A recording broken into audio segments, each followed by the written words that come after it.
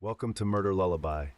If you're having trouble falling asleep, let me tell you a story, one that begins in the light and slowly fades into shadow. Tonight, we're going to talk about trust, about the smile that greets you in the morning, the helping hand extended in a parking lot, the charming stranger who seems too good to be true. Close your eyes if you'd like, let your breathing slow, feel the quiet settle around you. This is a story about Theodore Robert Bundy, but really, it's a story about all of us, about how we decide who to trust, about the masks we wear, and the masks we choose to see. Picture a young woman walking across a college campus in 1974. The sun is setting behind the mountains of Washington State. The air smells like pine and possibility. She's thinking about an exam tomorrow, maybe about the boy who smiled at her in the library. She doesn't notice the man on crutches struggling with his books near a tan Volkswagen Beetle. When he drops them, she stops to help. Of course she does. That's what good people do. She picks up his books, helps him to his car. He's handsome, clean-cut, grateful. His smile is warm, genuine. The last thing she remembers is that smile. How well do we really know the people we trust? Theodore Robert Cowell was born on November 24, 1946, in Burlington, Vermont, to a young unmarried mother named Eleanor Louise Cowell. The world he entered was one of secrets and shame. In 1946, being an unwed mother carried a stigma that followed you like a shadow. Eleanor was 22 years old, alone, and desperate to give her son a normal life. So she did what many young women did in those days. She went home to her parents in Philadelphia and let them raise the child as their own. For the first years of his life, Ted Bundy believed his mother was his sister. His grandparents were mom and dad. The truth lived in the walls of that house like a ghost, present but unspoken. Can you imagine discovering that your entire childhood was a carefully constructed lie? That the woman you called sister was actually the one who gave birth to you? That the people you called parents were playing a role, maintaining an elaborate fiction to protect the family's reputation? The house in Philadelphia was a beautiful lie. From the outside, it looked like any other middle-class home on the tree-lined street. Inside, Ted's grandfather, Sam Cowell, ruled with unpredictable moods and violent outbursts. He was a man who kicked dogs and swung cats by their tails. A man who kept a collection of pornography in his greenhouse, where young Ted would later admit to finding it. Some relatives would whisper that Sam was Ted's real father, the product of an incestuous relationship. But these were just whispers, shadows of shadows. Ted was a quiet child, withdrawn. He would spend hours alone, creating elaborate fantasies in his mind. Even as a toddler, there were signs. His Aunt Julia once woke from a nap to find 3-year-old Ted standing beside her bed. He had surrounded her sleeping body with kitchen knives, their blades pointing inward. When she asked him what he was doing, he just smiled. That smile. Even then, it was perfect, disarming. The kind of smile that made you doubt what you were seeing. In 1950, Eleanor decided to leave Philadelphia. She packed up her son and moved across the country to Tacoma, Washington, as far from the whispers and shame as she could get. She wanted a fresh start, a new story. In Tacoma, she became Louise. She met a man named Johnny Culpepper Bundy at a Methodist church function. Johnny was everything Sam Cowell wasn't: quiet, steady, kind. He worked as a cook at a military hospital. He was the type of man who would never raise his voice, never mind his hand. When Louise married him in 1951, Ted became Ted Bundy. Another new identity, another layer to the fiction. But Ted never quite fit into this new family. Johnny tried to be a father to him, taking him camping, teaching him to fish, but Ted remained distant, aloof. When Louise and Johnny had 4 children together, Ted became even more isolated. He was the cuckoo in the nest, different from his half-siblings in ways that went deeper than blood. While they were outgoing and affectionate, Ted was controlled, calculating. He would practice facial expressions in the mirror, teaching himself how to appear normal, how to fit in. Think about that for a moment. A child standing before a mirror, practicing how to smile. Not because he feels joy, but because he's learned that smiling gets him what he wants. He's studying human emotion like a foreign language, mimicking what he sees but never quite feeling it. This is how psychopathy begins, not with violence, but with absence. The absence of genuine emotion, the absence of empathy, the absence of that invisible thread that connects us all. In school, Ted was unremarkable. Not the worst student, not the best. He had difficulty making friends, especially with girls. He was shy, awkward, unsure of himself. He would watch other boys interact with ease and wonder what secret they possessed that he didn't. So he began to study them too. He observed how they walked, how they talked, how they laughed.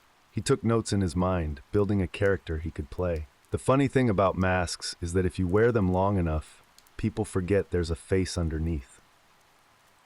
As a teenager, Ted discovered he had a gift. He could make people like him, not through genuine connection, but through performance.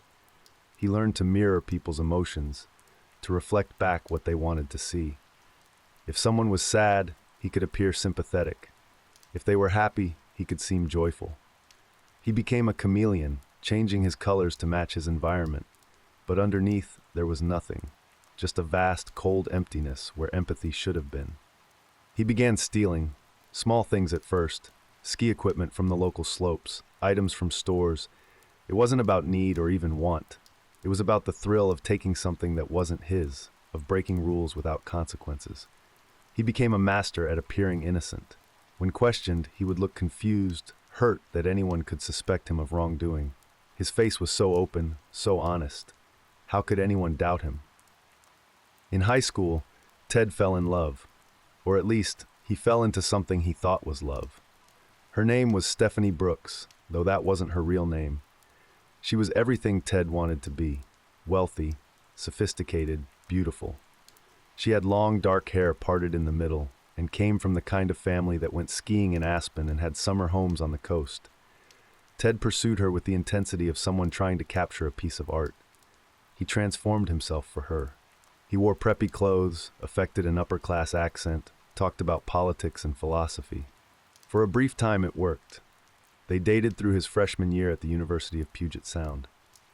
Ted felt like he had finally become someone worthwhile, but Stephanie saw through the performance. She found him immature, directionless, lacking in ambition. When she graduated and moved back to California, she ended the relationship with a casual cruelty that shattered Ted's carefully constructed self-image.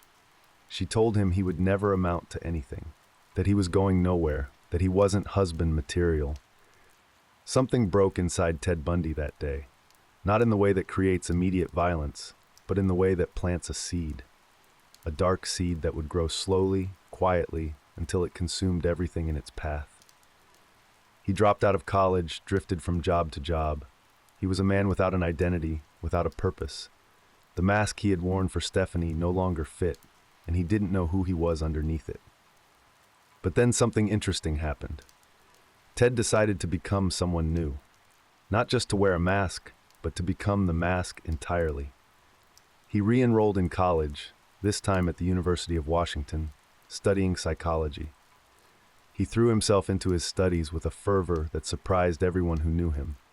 He volunteered at a suicide prevention hotline, where he would spend hours talking to desperate people, learning the intimate details of human despair. His supervisor would later remember him as one of the best volunteers they ever had. Empathetic, understanding, a natural at connecting with people in crisis. Can you imagine the irony? Ted Bundy, sitting in a small room at the Seattle Crisis Center, telling someone that their life had value, that things would get better, that they shouldn't give up, all while something dark was growing inside him, feeding on their pain, studying their vulnerability. He was learning what made people trust, what made them open up, what made them follow a stranger into the dark.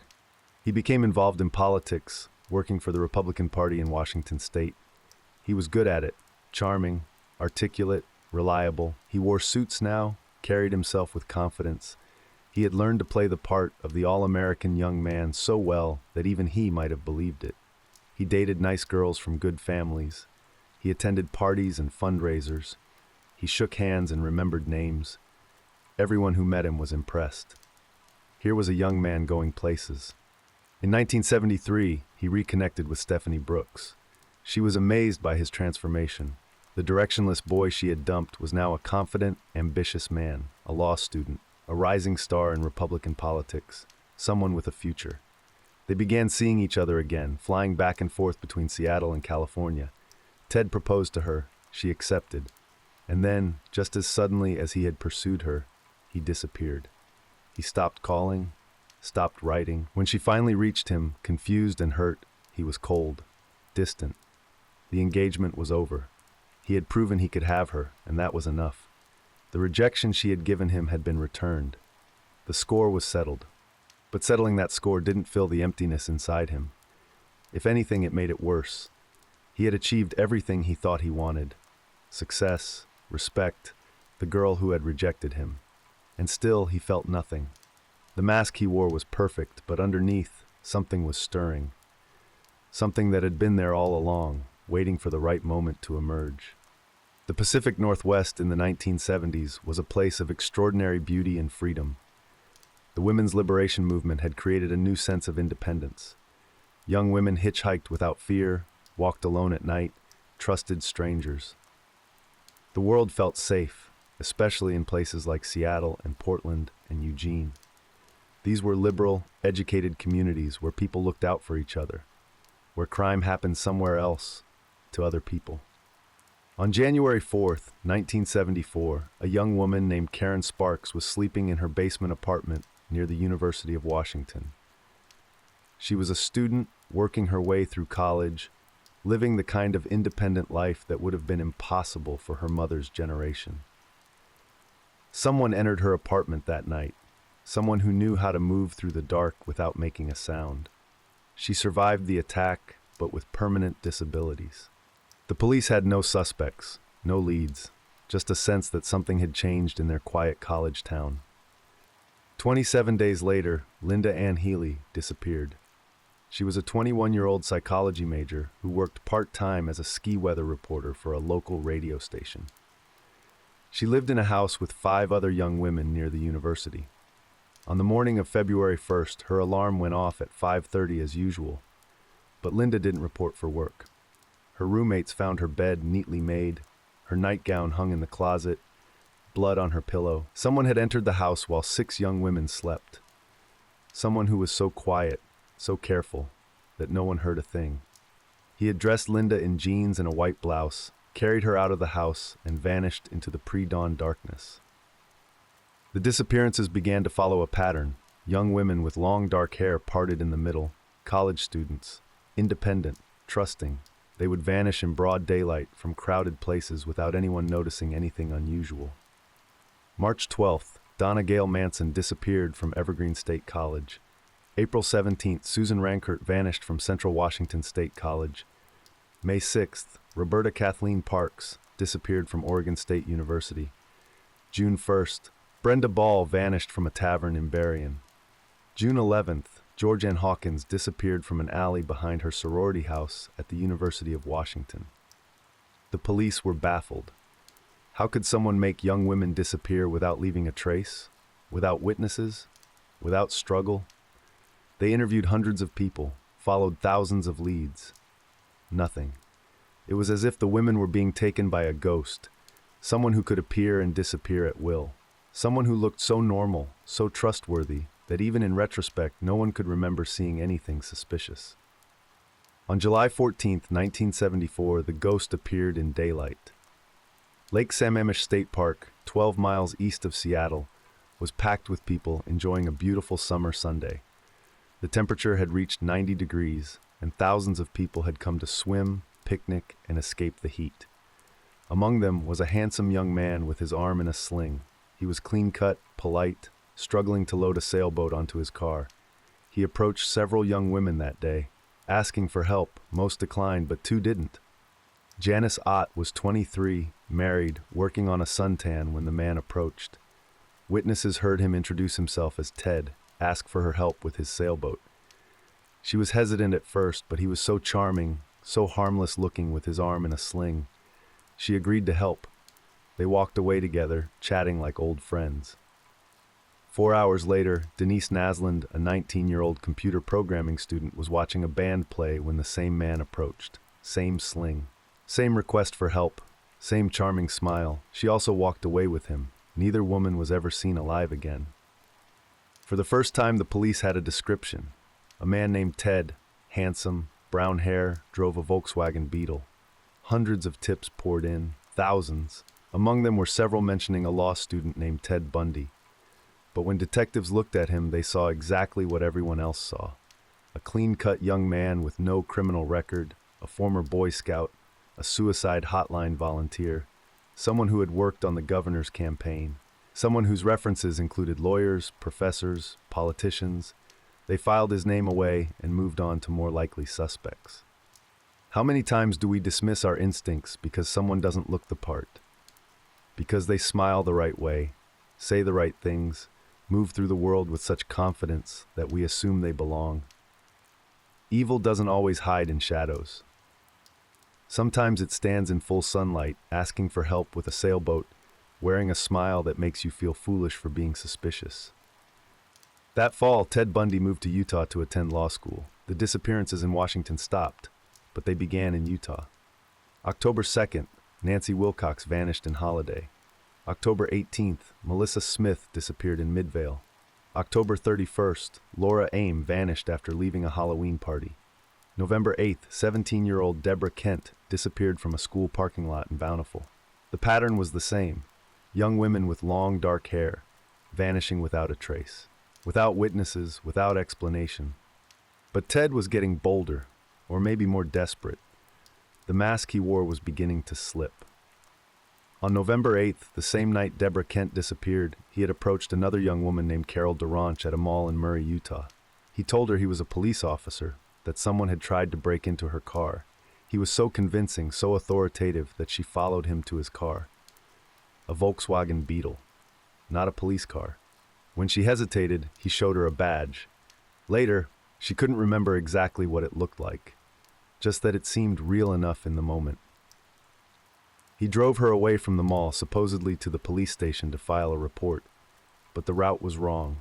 The streets were empty, dark. When she questioned him, his mask slipped for just a moment. She saw something in his eyes that made her blood turn cold. He tried to handcuff her, but in his haste, he locked both cuffs on the same wrist. She fought back with a fury that surprised them both.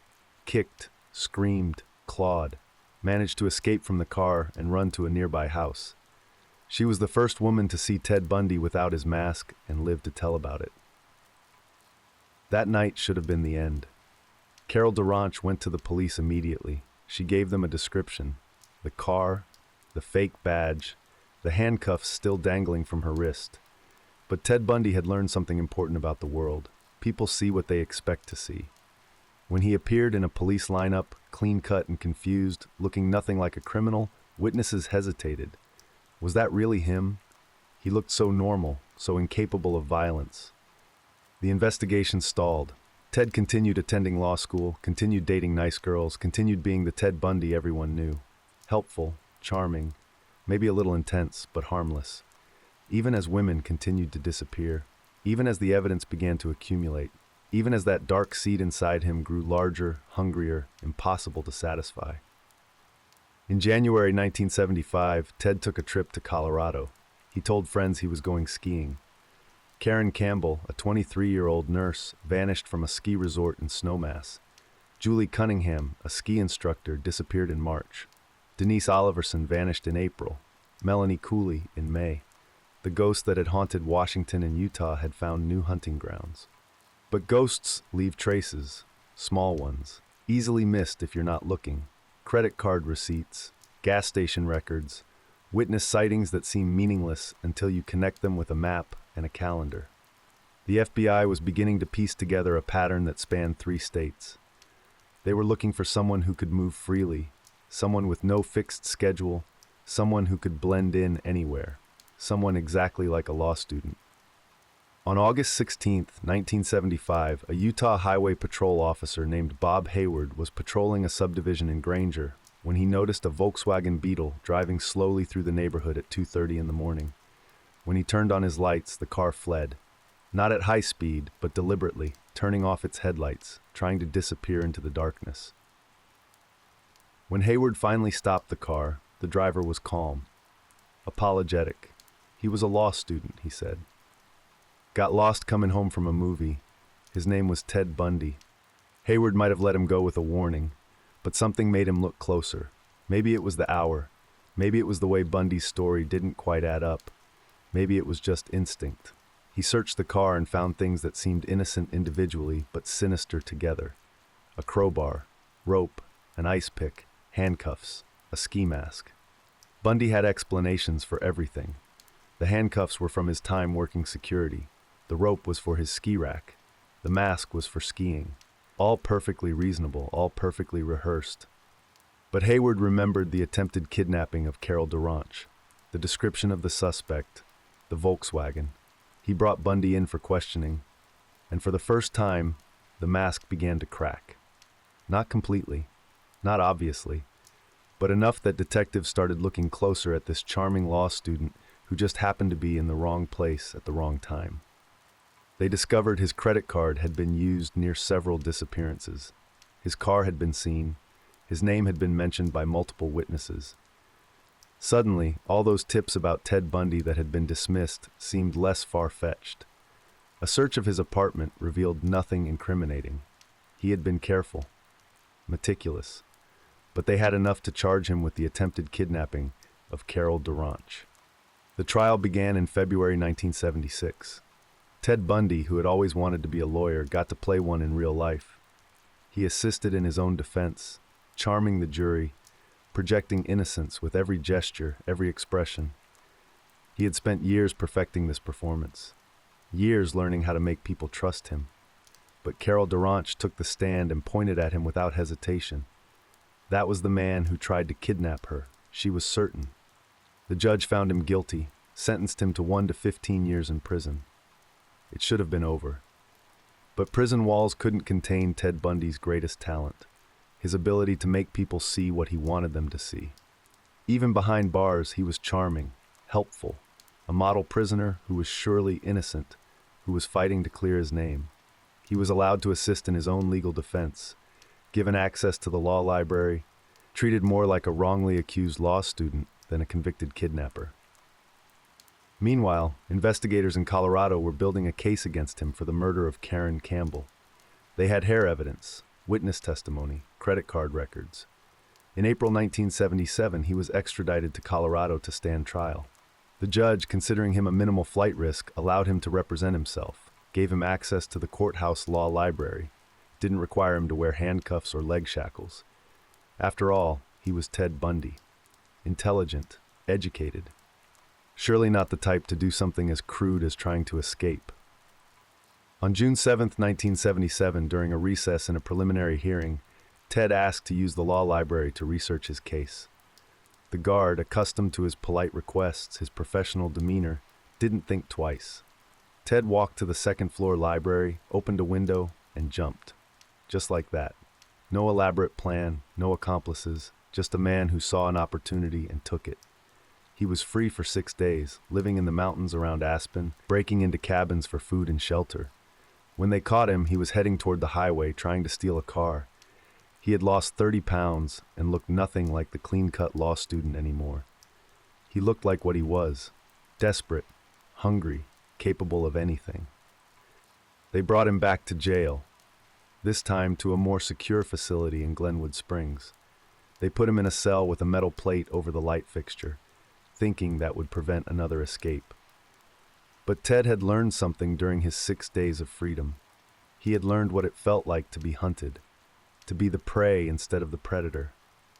And he didn't like it. He started planning immediately. He somehow acquired a hacksaw blade, maybe from another inmate, maybe smuggled in by one of his many admirers. Even in jail, even after everything, women wrote to him, visited him, believed in his innocence. He used the blade to cut through the welds on the metal plate above the light fixture. Every night, after lights out, he would climb up and explore the crawl space above his cell. He discovered it led to the jailer's apartment. The jailer and his wife often went out in the evenings. All Ted had to do was wait for the right moment.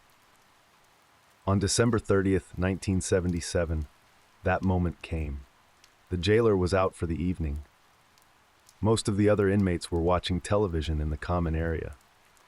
Ted climbed through the hole he had made, crawled through the ceiling, dropped into the jailer's apartment, changed into civilian clothes he found in the closet, and walked out the front door. No one noticed he was gone until the next morning, when they brought breakfast to an empty cell with a pile of law books arranged under the blanket to look like a sleeping body. By then, Ted Bundy was already in Chicago. He had stolen a car, driven through a blizzard, abandoned the car when it broke down, taken a train, then a plane. Within days, he was in Florida, as far from Colorado as he could get. He rented an apartment near Florida State University under a fake name. He should have kept running, should have disappeared completely. But Ted Bundy couldn't stop being Ted Bundy. The mask he wore wasn't a disguise. It was who he had become. And that person needed to hunt. On January 15, 1978, 2 weeks after his escape, Ted walked into the Chi Omega sorority house at Florida State University. It was 3 a.m. The house was quiet, full of sleeping young women who had no idea that evil had just walked through their front door. He moved through the house like he had done this before, which of course he had. He entered the room of Margaret Bowman, a 21-year-old art history major. Then the room of Lisa Levy, a 20-year-old fashion merchandising major. Then Kathy Kleiner's room. Then Karen Chandler's. The whole attack took less than 15 minutes. 4 women attacked in their beds. 2 would survive, though with injuries that would never fully heal. 2 would not. He left the house as quietly as he had entered, but this time he had been seen. A resident named Nita Neary had come home late, noticed the front door open, saw a man leaving. Just a glimpse, a profile, but enough. He wasn't done. Less than 2 miles away, he entered another apartment. Cheryl Thomas, a Florida State dance major, was sleeping when he attacked. She survived, but with permanent hearing loss and balance problems that ended her dance career. The attacks were frenzied, uncontrolled. Nothing like the careful, methodical disappearances of Washington and Utah and Colorado. The mask wasn't just slipping, it was shattering. The police response was immediate and overwhelming. The entire city went into lockdown. Every law enforcement agency in the state was mobilized. They had evidence this time. Bite marks that could be matched to dental records, hair, fibers, witness descriptions. They knew they were looking for someone extremely dangerous, someone who had lost all control. But they were looking for a monster. They weren't looking for the polite young man calling himself Chris Hagen, who had just rented an apartment a few blocks away. Ted tried to maintain his new identity, tried to blend in, but without the structure of his false life, without the mask fully intact, he was falling apart. He was drinking heavily, not eating, not sleeping. The careful, controlled Ted Bundy was gone, replaced by someone desperate and dangerous. On February 9th, less than a month after the Chi Omega attacks, he stole a van and drove to Lake City, Florida. Kimberly Leach was 12 years old. She was in 7th grade at Lake City Junior High School. On the morning of February 9th, she realized she had left her purse in her homeroom class. She got permission to go retrieve it. It was a walk of maybe 2 minutes, a straight path from one building to another, broad daylight, teachers and students everywhere. But somewhere between those 2 buildings, she encountered Ted Bundy. She never made it to her next class. This was different from everything that had come before. A child, taken from a school, in daylight, with witnesses. Several people remembered seeing a man leading a young girl to a van, but their descriptions varied. Some said he looked angry. Others said they seemed to know each other. Memory is funny that way. It fills in blanks with assumptions, makes sense of things that don't make sense, creates stories to explain the inexplicable. 6 days later, in the early morning hours of February 15th, a Pensacola police officer named David Lee was patrolling a residential area when he noticed a Volkswagen Beetle driving slowly, without lights. The driver seemed to be looking at houses, maybe casing them. When Lee ran the plates, they came back stolen. He called for backup and pulled the car over. The driver was cooperative, polite. He said his name was Kenneth Misner, produced a Florida State student ID to prove it. Everything might have been fine if Lee hadn't noticed that the driver seemed nervous, too nervous for a simple traffic stop. When he asked him to step out of the car, the man complied. But as Lee was checking him for weapons, something changed. The polite young man suddenly attacked, trying to disarm the officer. They fought. The man broke free and ran. Lee fired a warning shot, then tackled him. Even then, even handcuffed on the ground, the man kept insisting he was just a student, that this was all a misunderstanding. At the jail, they fingerprinted him, ran his prints through the system, and discovered that Kenneth Misner was actually Theodore Robert Bundy, escaped murderer, wanted by the FBI, the subject of one of the largest manhunts in American history. The charming law student who had walked out of a Colorado jail 6 weeks earlier, the ghost who had haunted 3 states.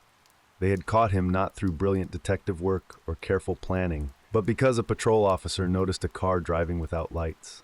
Sometimes evil is defeated not by heroes, but by ordinary people doing ordinary jobs.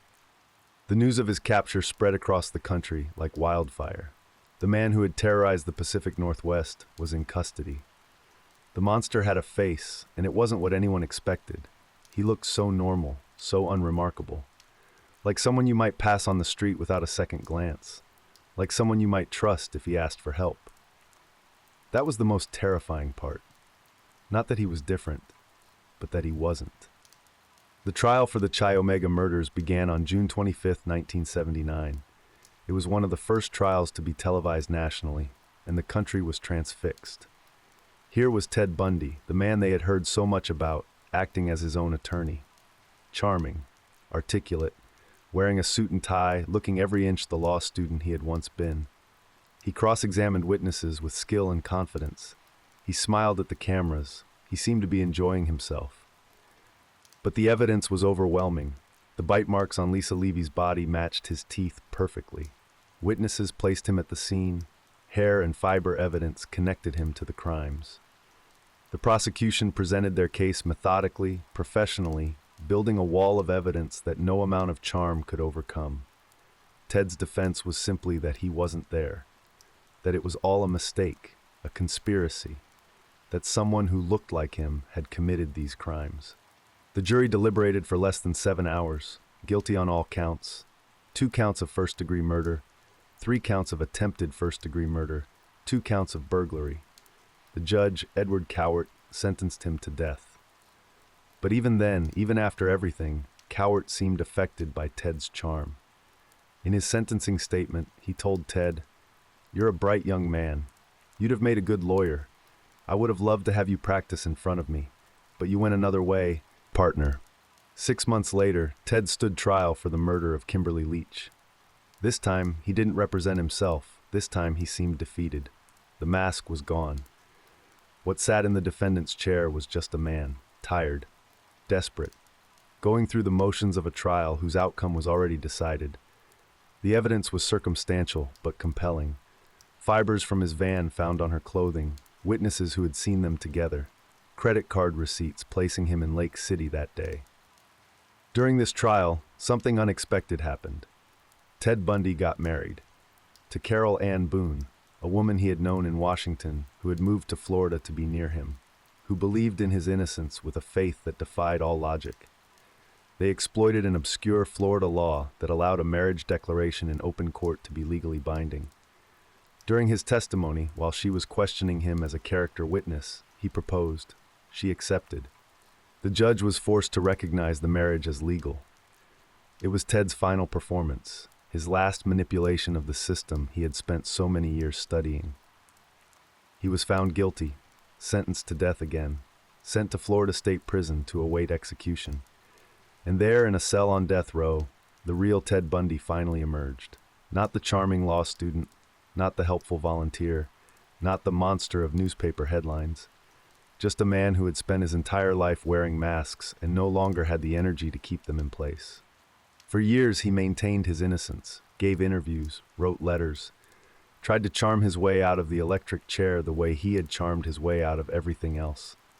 But as the execution dates approached and were postponed, as the appeals ran out, as the reality of his situation became undeniable, something changed. He began to confess, not out of remorse, but as a bargaining chip. Information for time, details for delays. He confessed to 30 murders in 7 states between 1974 and 1978. But investigators believe the real number was higher, maybe much higher. He talked about murders in California, in Idaho, in Vermont. He described dump sites where bodies might be found. He offered to help solve cold cases, all in exchange for more time, more life, more opportunity to be Ted Bundy for just a little longer. In his final interviews, conducted just days before his execution, he tried one last manipulation. He blamed his crimes on pornography, said it had corrupted him, turned him into a monster. It was a calculated move, playing to the moral panic of the time, trying to position himself as a victim rather than a predator. Even facing death, he couldn't stop performing, couldn't stop trying to control the narrative. Dr. James Dobson, a psychologist and religious broadcaster, interviewed him the day before his execution. Ted sat there, earnest and thoughtful, explaining how pornography had led him down a dark path, how he was really a good person corrupted by evil influences, how other young men might be saved if society would just listen to his warning. It was his final performance, and he played it perfectly. Some people believed him, some still do. But Detective Robert Keppel, who had spent years studying Bundy, saw through it. He knew that Ted's relationship with violent imagery was a symptom, not a cause. That the emptiness inside him, the absence of empathy, the need for control, had been there long before he discovered his grandfather's hidden magazines. That Ted Bundy didn't become a killer because of what he saw. He sought out those images because of what he already was. On January 23, 1989, Ted wrote his last will and testament. He had nothing to leave except his body, which he donated to science, and his story, which he tried to control even from beyond the grave. He spent his last night writing letters, making phone calls, saying goodbye to the few people who still believed in him, or at least believed in the version of him he had presented. On the morning of January 24, 1989, Theodore Robert Bundy was led to the execution chamber at Florida State Prison. Outside, crowds had gathered, some protesters holding signs against the death penalty, many more celebrating, selling t-shirts that said "Burn Bundy Burn," cooking breakfast on portable grills, treating his death like a party. The same public that had been fascinated by his charm now wanted to watch him die. At 7:06 a.m., the executioner threw the switch. 2,000 volts of electricity coursed through Ted's body. At 7:16 a.m., he was pronounced dead. The man who had spent his entire life trying to control others had no control over his final moments. No charm could save him. Continue. Utjeden the 1834. No mask could hide him. No performance could delay the inevitable. He died as Theodore Robert Bundy, not as the character he had played for so long. But death didn't end Ted Bundy's story. If anything, it amplified it. He became a cultural phenomenon, the subject of countless books, movies, documentaries, each one trying to understand how someone who looked so normal could do such terrible things. Each one searching for the moment when Ted Bundy became a monster, as if evil could be pinpointed on a timeline, explained by a single trauma or influence. The truth is more unsettling. There was no moment, no switch that flipped. Ted Bundy was always empty inside, always wearing masks, always performing. The boy practicing smiles in the mirror became the man practicing innocence in the courtroom. The same fundamental absence that made him awkward at social interactions as a teenager made him capable of unfathomable cruelty as an adult. He didn't become a monster. He simply was one, hiding in plain sight, using our expectations of normalcy as camouflage. Think about the people who knew him, really knew him, or thought they did. His mother, Louise, who went to her grave insisting on his innocence despite overwhelming evidence. His wife, Carol Ann Boone, who bore his child while he was on death row, conceived during a contact visit when guards weren't watching. His girlfriend, Elizabeth Klopfer, who called the police tip line multiple times to report her suspicions, only to be dismissed because Ted Bundy couldn't possibly be a killer. He was too nice, too normal, too much like us. Elizabeth's story is perhaps the most chilling of all. She dated Ted for 6 years, from 1969 to 1975. She introduced him to her young daughter, shared a bed with him, built a life with him, all while young women were disappearing. She noticed things, strange absences, items in his car that didn't belong, his fascination with news stories about the missing women. But every time suspicion crept in, Ted would explain it away, make her feel foolish for doubting him, gaslight her so effectively that she questioned her own perception of reality. One night, she woke up to find Ted pulling the covers off her body, examining her in the darkness. When she asked what he was doing, he said he was just admiring her. But there was something in his eyes, something cold and calculating, that made her skin crawl. Another night, he tried to close the chimney damper while a fire was burning, filling the room with smoke.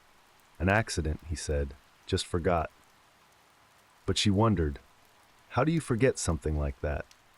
She called the police tip line anonymously at first, mentioned his name, his car, his absences that coincided with disappearances.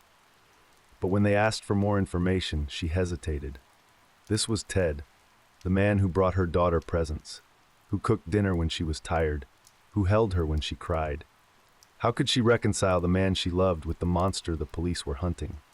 When he was finally arrested, she visited him in jail. Even then, even with all the evidence mounting against him, she wanted to believe in his innocence. He was so convincing, so wounded by her suspicion. How could she think such terrible things about him? Didn't she know him better than that? It took years for her to fully accept what he was. Years of therapy to understand that the Ted she loved had never really existed. He was a character, a performance, a mask worn so perfectly that even intimate moments were part of the show. This is what makes Ted Bundy so terrifying. Not the violence, though that was horrific. Not the number of victims, though that was staggering. But the fact that he could live among us, form relationships, inspire trust, and even love, all while being completely empty inside. He showed us that evil doesn't always announce itself. Sometimes it helps you with your groceries. Sometimes it volunteers at a crisis hotline. Sometimes it sleeps beside you for 6 years, and you never really know it at all. After his execution, investigators continued to piece together the full scope of his crimes. They found remains where he said they would be, identified victims through dental records and missing person reports, connected him to disappearances that had been cold cases for decades. Each discovery added another layer to the horror, another family given closure, but no comfort. But there were also the ones they never found, the victims he never confessed to, young women who vanished in places Ted had been, at times he couldn't account for. How many? We'll never know. He took those secrets with him to the grave, his final act of control, his last withholding of something others desperately wanted. The families of his victims have had to live not just with loss, but with his fame. Every new movie, every documentary, every podcast brings it all back, puts his face on screens and magazine covers while their daughters, sisters, friends become footnotes in his story. Denise Naslin's mother once said that she couldn't go to the grocery store without seeing his face on a book cover, while her daughter was reduced to a name on a list. Some of the survivors have spoken about what it's like to carry that experience. Carol Durant, who escaped from his car that night in Utah, talks about how she still checks her rearview mirror obsessively, still feels panic when she sees a Volkswagen Beetle, still has nightmares about that moment when his mask slipped and she saw what was underneath. She survived, but she was forever in a sling. They live with their own kind of haunting, the knowledge of how close they came, the survivor's guilt of having trusted their intuition when others, through no fault of their own, didn't. There's a woman named Brenda Ball who encountered Ted at Lake Sammamish that day in July 1974. He approached her with his usual story about needing help with his sailboat. But something about him made her uncomfortable. Maybe it was the way he stood too close. Maybe it was how his smile didn't reach his eyes. Maybe it was just a feeling she couldn't name. She declined and walked away. Later, when she saw his picture in the newspaper, when she realized what had almost happened, she couldn't stop shaking. She had been one refusal away from disappearing. This is the legacy of Ted Bundy. Not just the deaths and the horror, but the ripple effects that spread outward like waves from a stone dropped in still water. The parents who became overprotective, the women who stopped hitchhiking, the communities that lost their sense of safety. the fundamental trust between strangers that was forever altered. But perhaps the most insidious part of his legacy is how we remember him. We've turned him into a cultural icon, a fascinating figure to be studied and analyzed. There are people who collect Ted Bundy memorabilia, who visit the sites of his crimes like tourist attractions, who write him love letters even now, decades after his death. We've made him infamous, which is exactly what he would have wanted. Dr. Al Carlisle, a psychologist who evaluated Bundy in prison, spent hours talking to him, trying to understand how he became what he was. He concluded that Bundy had created a divided self, one part that could function in society, form relationships, appear normal, another part that was pure predator, driven by fantasies that grew darker and more elaborate over time. These two selves coexisted for years, the social Ted and the shadow Ted, until eventually the shadow consumed everything else. But even this explanation feels insufficient. It suggests that there was ever a real Ted Bundy, a genuine person underneath the performance. Everything we know about him indicates otherwise. From childhood, he was constructing himself, building a character to present to the world. The tragedy isn't that Ted Bundy became a monster, it's that there was never anything else there to begin with. FBI agent William Hagmaier spent extensive time with Bundy in his final years, conducting interviews for the Behavioral Analysis Unit. He described Bundy as the most complex and confusing individual he had ever encountered. One moment, he could be discussing his crimes with clinical detachment, describing murders like someone recounting a trip to the store. The next, he would be crying, seeming to show genuine emotion. But Hagmaier could never tell what was real and what was performance. Even facing death, Bundy was still wearing masks, still trying to control how he was perceived. In one of their conversations, Bundy told Hagmaier that he felt like an actor who had been playing a role so long that he didn't know how to stop. That the Ted Bundy everyone knew, including himself, was just a character he had created. But if that was true, who was the real person? What existed beneath all those layers of performance? Perhaps nothing. Perhaps that was the most terrifying truth of all. The question that haunts investigators, psychologists, and anyone who studies this case is whether Ted Bundy could have been stopped earlier. Were there signs that were missed? Opportunities that were lost? The answer is both yes and no. Yes, there were warning signs. The childhood cruelty to animals, the stealing, the inability to form genuine connections. But these signs are only clear in retrospect, when we know how the story ends. How many people show some of these signs but never become violent? How many awkward teenagers, unable to connect with their peers, grow up to be harmless, productive adults? We want to believe that evil announces itself, that monsters are recognizable. But Ted Bundy taught us that sometimes evil looks like the boy next door. Sometimes monsters are charming. Sometimes the person you trust most is the one you should fear most. Detective Robert Keppel, who worked the Washington cases, spent years haunted by the women he couldn't save. He would go over the evidence again and again, looking for the clue he missed, the connection he should have made. He understood that Bundy had been hiding in plain sight, using the very ordinariness of his appearance as the perfect disguise. How do you catch someone who looks like everyone and no one at the same time? There's a terrible irony in the fact that Ted Bundy wanted to be a lawyer. He spent years studying the law, understanding how the system worked, learning its weaknesses and loopholes. He used that knowledge not to help others, but to evade justice for as long as possible. He turned the courtroom into a stage, the trial into a performance, the law into a game he thought he could win. But the law, for all its flaws, eventually caught up with him.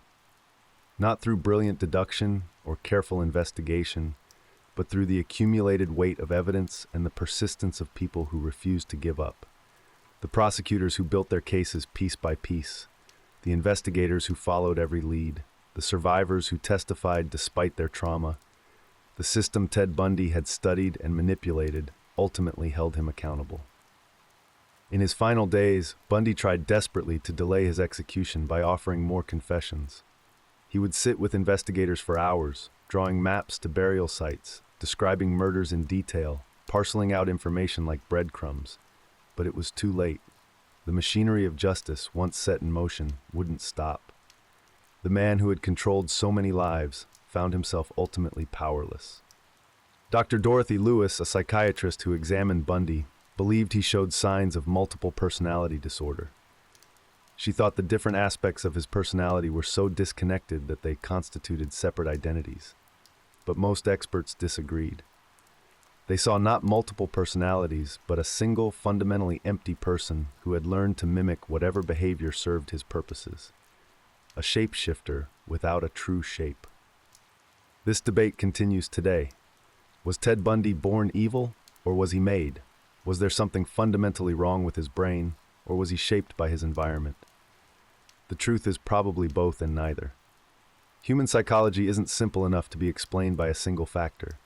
We want clear answers, definitive explanations, but some things remain mysteries even after all the analysis and investigation.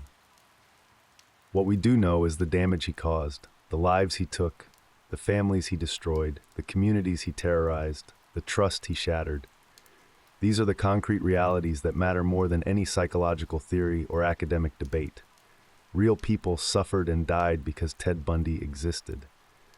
That's the truth that should define his legacy. Let's remember some of them. Not as victims, but as people. Linda Ann Healy was studying psychology, planning to help troubled children. Donna Gale Manson was a talented musician who played the flute. Susan Rancourt was studying biology, fascinated by the natural world. George Ann Hawkins spoke fluent Spanish and wanted to work in international relations. Denise Nasland was studying computer programming when that field was just beginning. Janice Ott was married, working as a probation officer, helping people rebuild their lives. These weren't just names on a list. They were human beings with dreams, plans, futures that were stolen from them. And the survivors carry their own burdens. Some have spoken publicly about their experiences, turning trauma into advocacy. Others have chosen privacy, building new lives away from the shadow of what happened to them. All of them have had to find ways to live with an experience that defied comprehension, that challenged everything they believed about safety and trust and the basic goodness of people.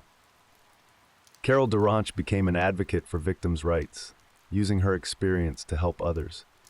She testified at Bundy's trial despite the trauma it caused her, because she understood that her survival came with a responsibility. She was the one who got away, the one who could speak for those who couldn't. Her courage in that courtroom, pointing at Bundy and saying, "That's him," helped ensure he would never hurt anyone again. The Chi Omega survivors have had different journeys.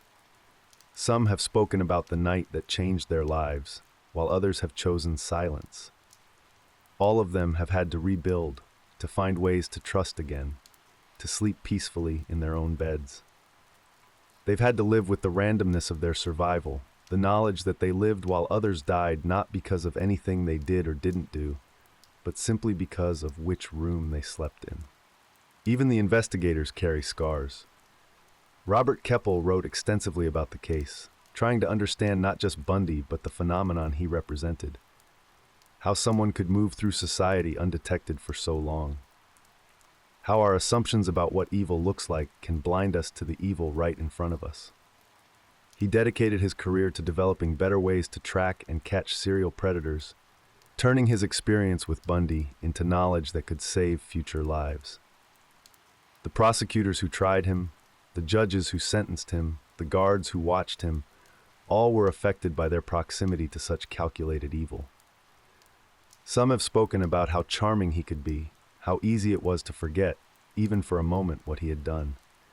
Others remember the coldness behind the charm, the sense that you were talking to someone playing a role rather than expressing genuine emotion.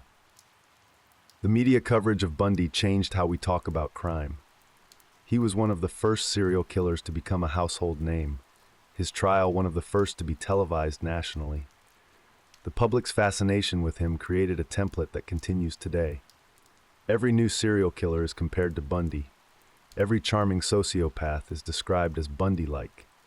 He became the archetype, the standard by which evil is measured. But this fascination comes with a cost. Every documentary, every movie, every podcast about Ted Bundy risks glorifying him, turning him into something larger than life. We've made him into almost a mythical figure, the brilliant, charming killer who outwitted everyone. But that's not who he really was. He was a hollow man who filled his emptiness with violence. He wasn't brilliant, he was lucky. He wasn't charming, he was manipulative. He wasn't special, he was broken. The danger in mythologizing someone like Bundy is that it obscures the real lesson of his story, which is not that evil is fascinating, but that it's banal, that it can hide behind an ordinary face, an easy smile, a helping hand. That the monsters we should fear aren't the obvious ones, but the ones who look just like us. The ones who know how to say the right things, make the right gestures, play the right part. There's something else we need to talk about. The women who loved him, who wrote to him in prison, who attended his trial wearing buttons with his picture, who continue, even now, to be fascinated by him. This phenomenon, sometimes called hybristophilia, the attraction to dangerous people, tells us something uncomfortable about human nature, about our attraction to darkness, about how charm can override logic, how charisma can excuse evil. Carol Ann Boone loved Ted Bundy enough to have his child while he was on death row. She believed in his innocence long past the point where any reasonable person would have accepted his guilt. Even after he began confessing, she maintained that he was being coerced, that the real Ted Bundy was the gentle man she knew. She eventually disappeared, taking their daughter with her, trying to build a life away from his shadow. But how do you explain to a child that her father was one of the most notorious killers in American history? How do you reconcile the man who loved you with the monster who destroyed so many lives? This is part of Bundy's legacy too. The women who loved him and were betrayed by that love. The children who carry his DNA and have to live with that burden. The families who have to wonder if evil is inherited, if there's something dark passed down through bloodlines. These are the ripples that continue spreading, affecting people who weren't even born when Bundy was executed. There's a doctoral student studying criminology who recently discovered that her grandfather was one of the investigators on the Bundy case. She grew up hearing sanitized stories about the bad man Grandpa helped catch. Only as an adult did she understand the full horror of what he had witnessed, the photos he had to look at, the crime carried home with him every night. She says he never spoke about the details, but she could see it in his eyes sometimes. The weight of knowing exactly what human beings are capable of doing to each other. The places where Bundy hunted have their own ghosts. The University of Washington campus, Lake Sammamish State Park, the Florida State University campus. These places had to reclaim their identities, refused to be defined by what happened there. But for those who were there at the time, who remember the fear, the warnings not to go out alone, the friend who disappeared and never came back, these places are forever changed. There's a memorial garden now at one of the universities. No mention of Bundy, just a quiet space dedicated to the young women whose lives were cut short. People leave flowers sometimes, notes, small tokens of remembrance. It's a reminder that while we may be fascinated by the killer, we should never forget the killed. That every true crime story is at its heart a tragedy. Real people who suffered real loss that can never be undone. The question people always ask is why? Why did Ted Bundy kill? What drove him? What need was he trying to fill? He gave different answers at different times. Possession, control, power, fantasy fulfillment. But maybe the most honest answer he ever gave was when he told an investigator that he didn't know why. That if he knew, maybe he could have stopped. But probably not. This is perhaps the most terrifying truth about human evil. Sometimes there is no why. No reason that makes sense. No trauma that explains everything. Sometimes people are simply missing something fundamental that makes the rest of us human. Empathy, conscience, the ability to see others as real, as valuable, as anything more than objects to be used and discarded. Dr. James Dobson, in that final interview, wanted to find a reason, a cause, something society could fix to prevent future Ted Bundys. And Bundy gave him one, pornography. It was a lie, of course, or at best a half-truth. But it was what Dobson wanted to hear, what would serve his agenda, and Bundy was still manipulating people right up until the end. Still trying to control his narrative, still performing. The real factors that created Ted Bundy were far more complex. The shame of illegitimacy in an era when that mattered, the family secrets and lies, the possible genetic predisposition to psychopathy, the lack of early attachment and bonding, the development of elaborate fantasies as a substitute for genuine human connection, the discovery that he could manipulate others to get what he wanted, the escalation from fantasy to action. None of these factors alone explains him. All of them together still don't fully explain him. What we can learn from Ted Bundy is not why he killed, but how he was able to kill for so long without being caught. He exploited our assumptions about what danger looks like. He understood that we trust people who look like us, talk like us, move through the world with confidence and ease.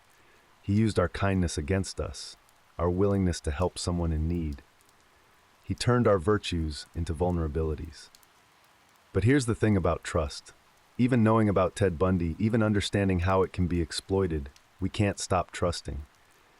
We can't live in a world where we suspect everyone, where we never help strangers, where we assume the worst of every person we meet. That's not life. That's prison.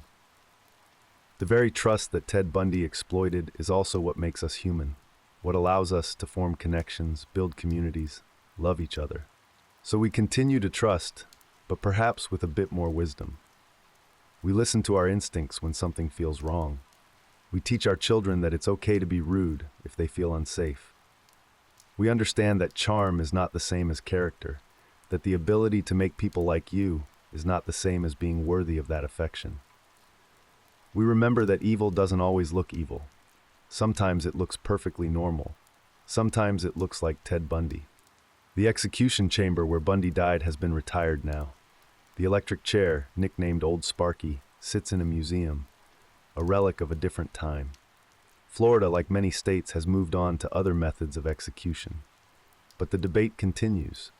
Did killing Ted Bundy achieve justice? Did it bring closure to the families? Did it deter future killers? These are questions without easy answers, questions that each person must wrestle with according to their own conscience. What we can say is that Ted Bundy's death ended his story, but not his impact. Every time a young woman hesitates before helping a stranger, every time a parent warns their child about the dangers that can hide behind friendly faces, every time we realize that we don't really know the people we think we know. That's Ted Bundy's legacy. Not infamy or fascination, but caution. A permanent crack in our ability to trust without question. There are still investigators working cold cases, comparing evidence to what we know about Bundy's movements, his methods, his preferences. DNA technology that didn't exist during his lifetime is being applied to old evidence. Bodies are still being identified. Families are still getting answers, decades later. The work of cleaning up after Ted Bundy continues, long after he's gone. And what about the next Ted Bundy? Because there will be one. There always is. Someone else who wears a mask so perfectly that no one sees the monster underneath. Someone else who exploits our trust, our kindness, our inability to believe that evil can look so normal. The techniques have been refined since Bundy's time. The databases improved, the understanding of behavioral patterns enhanced. But as our ability to catch predators improves, so does their ability to hide. The FBI's Behavioral Analysis Unit, which was still developing during Bundy's active years, has become sophisticated at profiling serial offenders. They understand patterns now that were invisible then. They can connect crimes across jurisdictions in ways that were impossible when Bundy was moving from state to state. But they also know that the next Ted Bundy will have learned from his mistakes, will be more careful, more controlled, more aware of what law enforcement is looking for. This is the arms race between good and evil, each side learning from the other, adapting, evolving. The difference is that evil only has to succeed once to destroy a life. Good has to succeed every time to prevent that destruction. It's an unfair fight, but it's the one we're in, the one we've always been in, since the first person decided that their desires mattered more than someone else's life. Let me tell you about a woman named Nancy Wilcox. She was 16 years old when she disappeared in Utah in 1974. She was walking to a friend's house on October evening, just a normal teenage girl doing a normal thing. She was never found. Her body was never recovered. Ted Bundy confessed to killing her, but gave no details, no location, no closure.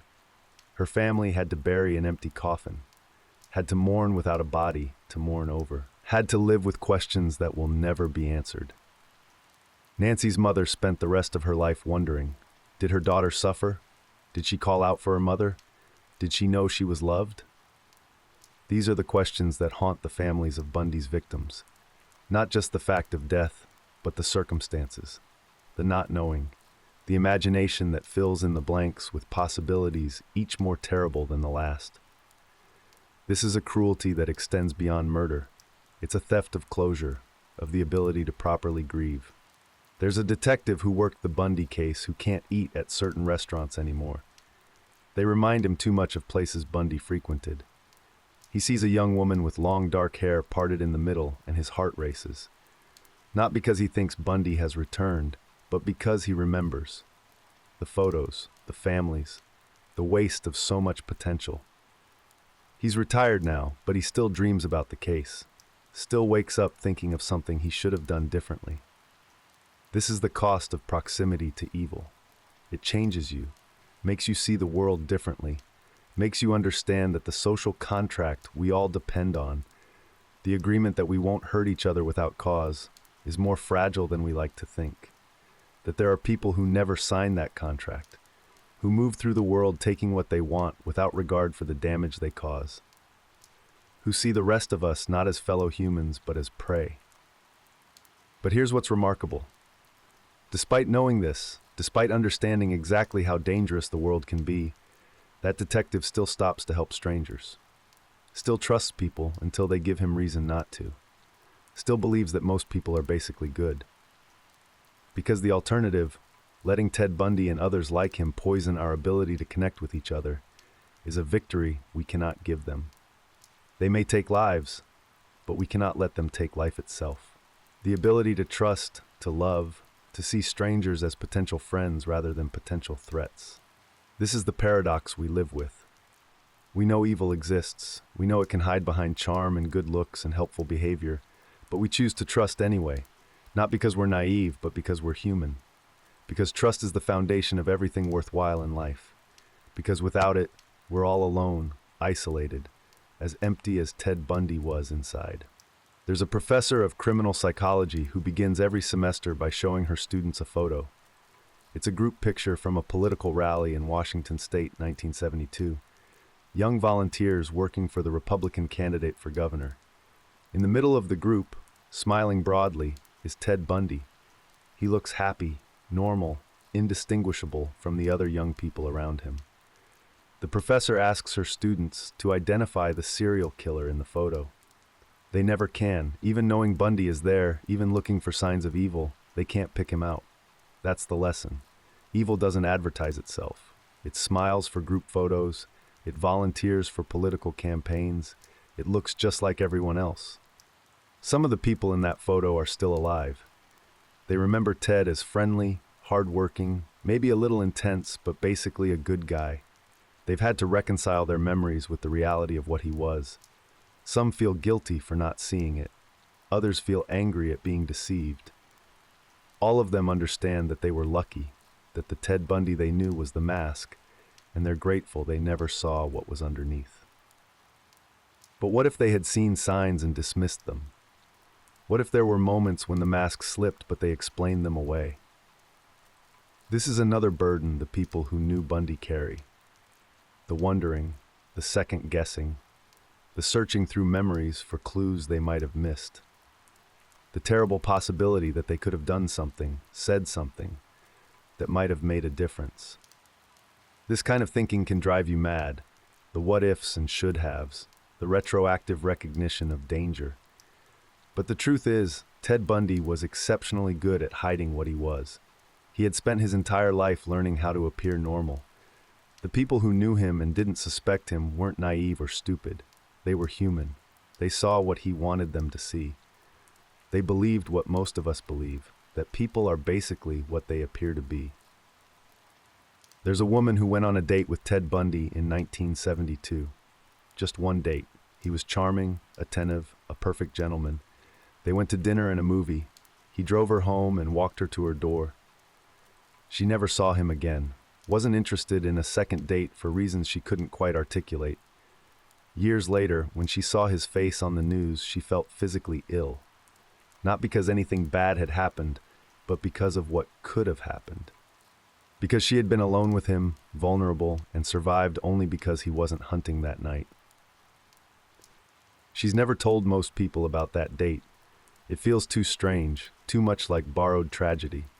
She wasn't a victim, wasn't even threatened, but she was touched by his shadow, and that's enough to change how she sees the world. She's more careful now, more aware. She listens to her instincts when they tell her something is wrong, even if she can't explain why. That unnamed feeling that made her decline a second date might have saved her life. The ripples spread so far. Every person who encountered Ted Bundy, however briefly, carries a piece of this story.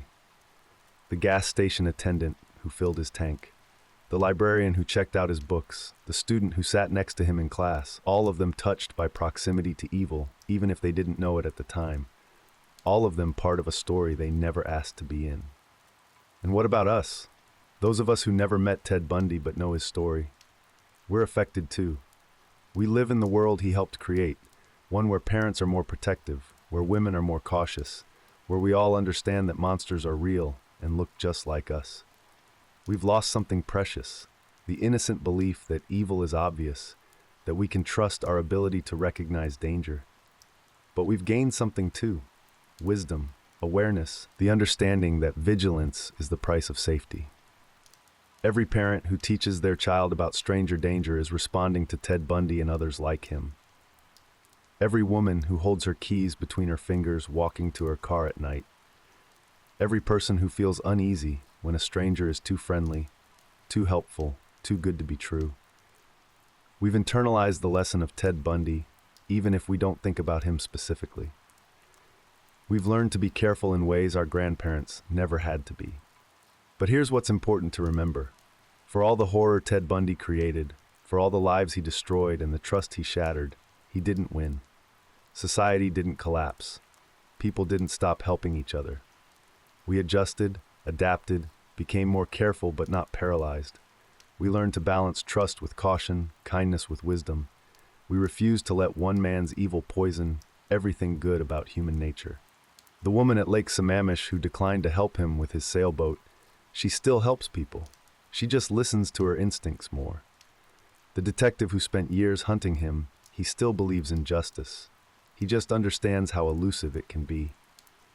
The families of victims, many of them have turned their grief into advocacy, their loss into purpose. They've refused to let Bundy's darkness be the final word. This resilience, this refusal to let evil have the last word, is perhaps the most important part of this story. Yes, Ted Bundy existed.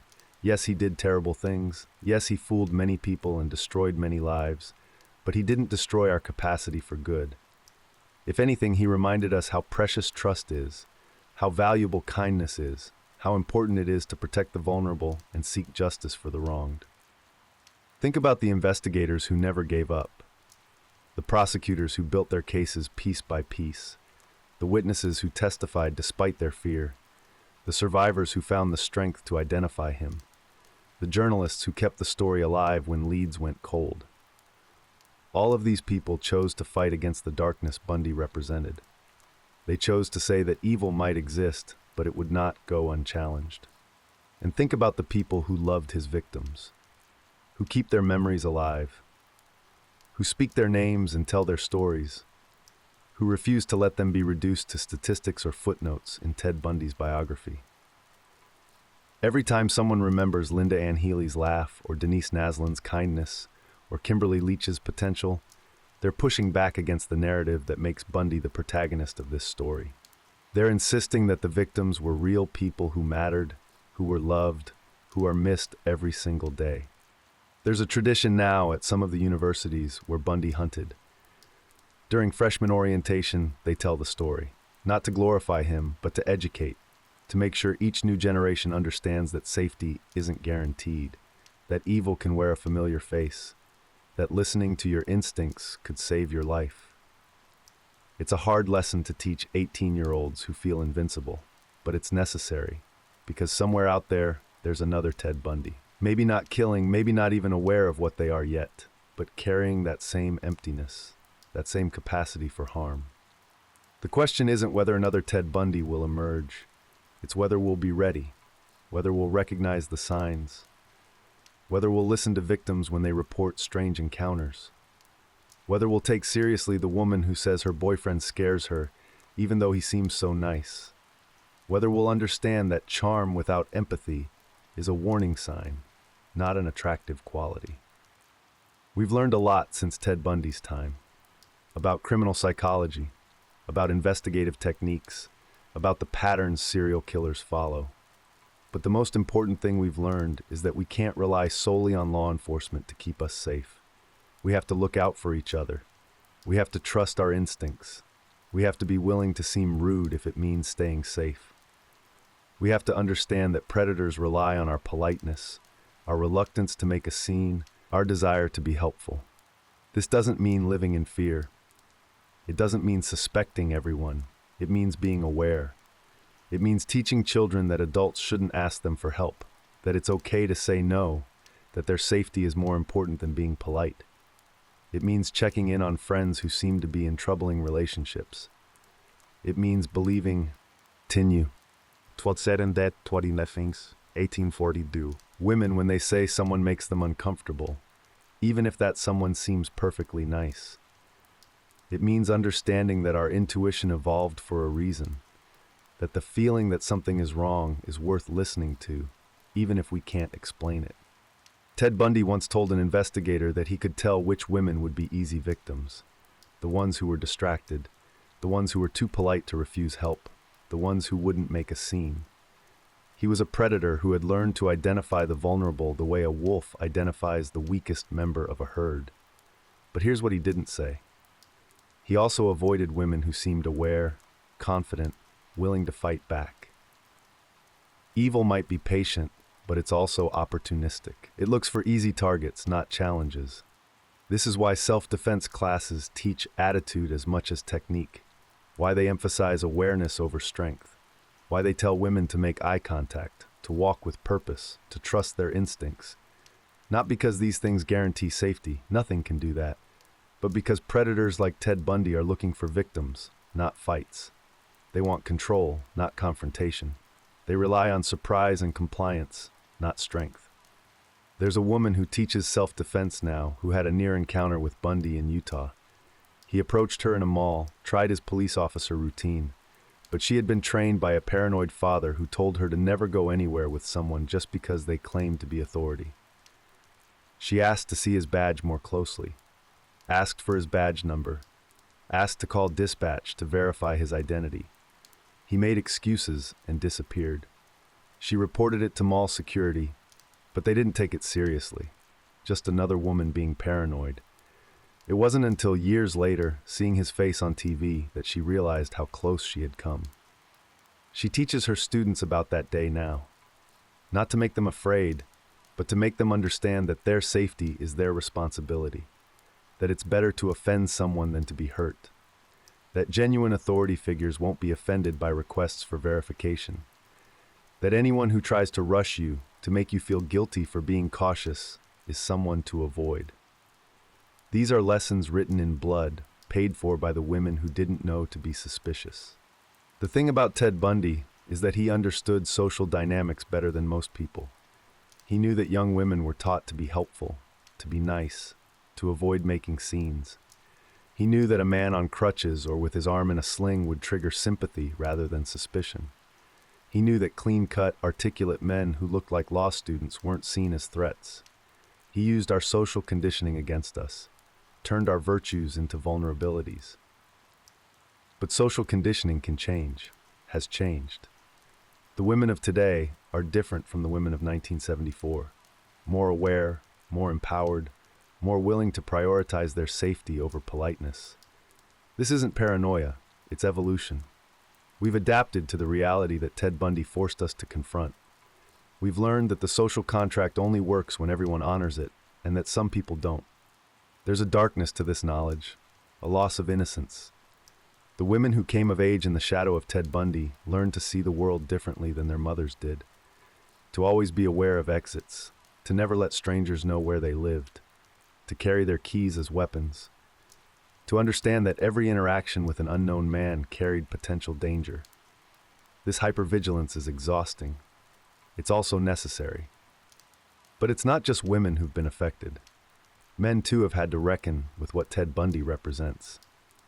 The nice guys who genuinely want to help when they see someone struggling, who now understand why their offer might be met with suspicion, who have to be more aware of how they might be perceived, especially by women alone in vulnerable situations. They've learned to keep distance, to be less insistent, to understand that a woman's caution isn't personal, it's protective. There's a man who likes to hike alone in the mountains where some of Bundy's victims were found. He says the trails feel different now, haunted not by ghosts but by knowledge, by the understanding that these beautiful places were sites of unimaginable horror, that women who just wanted to enjoy nature, to feel the freedom of the wilderness, instead found death. He still hikes, but he carries that knowledge with him. It changes how he experiences the landscape, adds a layer of sadness to the beauty. The places where Bundy killed have had to reckon with that legacy. Lake Sammamish State Park, once just a popular recreation area, is now forever linked to July 14, 1974. The Chi Omega House at Florida State, now rebuilt and renamed, still carries the weight of that January night in 1978. These places have been marked by evil, stained by violence in ways that can never be completely washed clean. But people still swim at Lake Sammamish, students still live in sorority houses. Life continues, because it must. We can't let the Ted Bundys of the world steal all the places that should bring joy. We can't let them make us afraid of parks and schools and neighborhoods. We acknowledge what happened, we learn from it, we take precautions, but we don't let evil own these spaces forever. There's something else we need to talk about: the copycat phenomenon. The disturbed individuals who see Ted Bundy not as a cautionary tale, but as an inspiration, who study his methods, his mistakes, his successes, who write his name on their cell walls and collect his interviews, and try to understand not how he was caught, but how he got away with it for so long. These are the people who make us question whether we should tell these stories at all. But silence isn't the answer. Ignorance doesn't protect us. The Ted Bundys of the world don't need our stories to inspire them. They carry their own darkness. What the rest of us need is knowledge, understanding, the ability to recognize danger and respond to it. We need to know that evil exists, that it can hide behind a handsome face, that it counts on our ignorance and politeness and trust. Every time we tell the story of Ted Bundy, honestly away some of his power, we remind people that he wasn't a genius who outsmarted everyone. He was a predator who exploited trust until that trust ran out. He wasn't charming, he was manipulative. He wasn't brilliant, he was lucky until he wasn't. Let's talk about the end again. Not the execution, but the years leading up to it. Ted Bundy on death row, no longer able to charm his way out of consequences. The mask finally off, revealing the desperate, frightened man underneath. He spent those years trying everything he could think of to delay his execution. Legal appeals, confessions, media interviews, marriage, even fatherhood. But none of it worked. The system he had manipulated for so long finally had him trapped. His final confessions were particularly revealing. Not because they showed remorse, he was incapable of that, but because they showed his desperation. He parceled out information like currency, trying to buy more time. A body here for a stay of execution, a name there for another delay.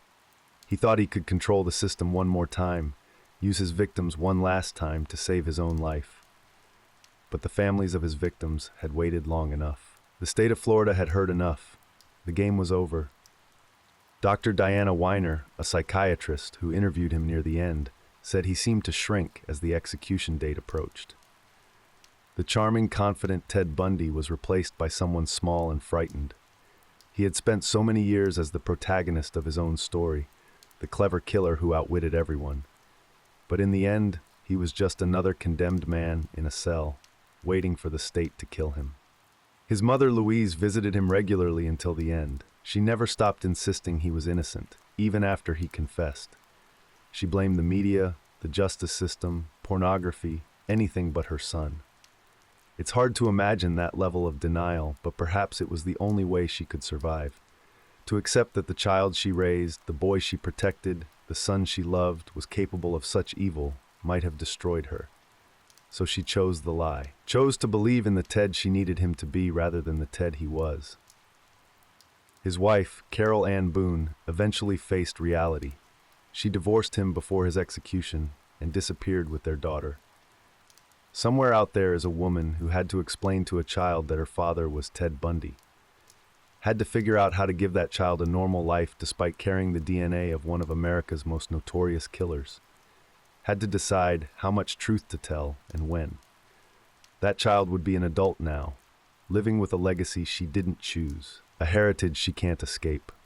The night before his execution, Bundy spent hours on the phone, calling lawyers, investigators, anyone who might be able to delay the inevitable. He offered more confessions, more details, more bodies, but it was too late. The machinery of justice, once started, wouldn't stop. At some point in the early morning hours, he finally accepted what was coming. He stopped making calls, stopped planning, stopped fighting. The man who had spent his entire life trying to control everything finally had to surrender control. His last meal was steak, eggs, hash browns, and coffee. He didn't finish it. His last words were, "I'd like you to give my love to my family and friends." Generic, impersonal, the kind of thing anyone might say. Even at the end, he couldn't be genuine, couldn't drop the mask completely. He died as he had lived, performing a role, saying what he thought he should say rather than what he really felt. If he felt anything at all. Outside the prison, people celebrated. They held signs saying, "Burn Bundy, burn." They set off fireworks when his death was announced. They cheered. It was ugly, this celebration of death, but understandable. For so many people, Ted Bundy represented pure evil. His death felt like victory, like justice, like the world being set right again. But of course, his death didn't bring back the dead, didn't heal the wounded, didn't undo the damage he had done. The families of his victims had varied reactions. Some felt relief that it was over. Others felt empty, realizing that his death didn't bring the closure they expected. Still others refused to watch or participate, not wanting to give him any more of their attention or emotional energy. They had already lost too much to Ted Bundy. They wouldn't give him their witness to his death as well. In the days after his execution, there was a strange quiet. The media moved on to other stories. The protesters went home. The prison returned to its routines. Ted Bundy was gone, and the world kept turning. All those years of headlines and trials and appeals, and in the end, he was just another executed criminal. Another closed case, another cautionary tale. But the ripples continue. Every few years, there's a new documentary, a new movie, a new book. Each one claiming to have new insights, new revelations, new understanding of what made Ted Bundy tick. But the truth is, we'll never fully understand. We can study his childhood, his psychology, his crimes. We can interview everyone who knew him, analyze every piece of evidence, read every word he wrote, and still at the core, there's a mystery. How does a human being become that empty? That cruel? That capable of seeing other humans as objects? Maybe that's the most important lesson. That evil isn't always explicable. That some people are broken in ways that can't be fixed, empty in ways that can't be filled, dangerous in ways that can't be predicted.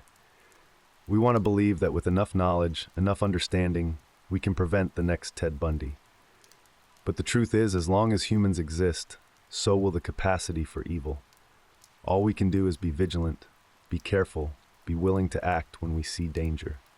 There's a group of women who meet monthly in Seattle. They're all old now, in their 70s and 80s. They call themselves the Lake Sammamish survivors. Not because they survived an attack, but because they were there that day in July 1974. They saw Ted Bundy, some even spoke to him, but for whatever reason, intuition, luck, circumstance, they didn't become victims. They meet to process the survivor's guilt, the what-ifs, the knowledge of how close they came to being names on a list. One of them, we'll call her Mary, says she thinks about Janice Ott and Denise Nasland every day. She was sitting near Janice when Bundy approached. She heard him ask for help. She saw Janice hesitate, then agree. Mary almost offered to help too. She was closer to the parking lot. It would have been easier for her. But her boyfriend called her back to their blanket, some minor thing he wanted to tell her. That tiny moment, that small distraction, might have saved her life. She spent 40 years thinking about that moment. Should she have warned Janice? But warned her of what? A good-looking guy with a sling asking for help? Should she have offered to go with them? But that might have just made her a victim too. The rational part of her brain knows she couldn't have known, couldn't have done anything different. But the emotional part carries the weight of being the one who lived when others died. This is part of Bundy's legacy too. The survivors who weren't physically attacked but were psychologically scarred. The ones who carry guilt for escaping when others didn't. The ones who replay moments in their minds, wondering if they could have changed history with a word, a gesture, an intervention. They were touched by evil, even if evil didn't touch them. The detectives who worked the case carry their own burdens. Bob Keppel, who spent years tracking Bundy, said he could never look at a Volkswagen Beetle the same way again. Every time he saw one, his heart rate would spike. His body would prepare for danger, even though his mind knew Bundy was dead.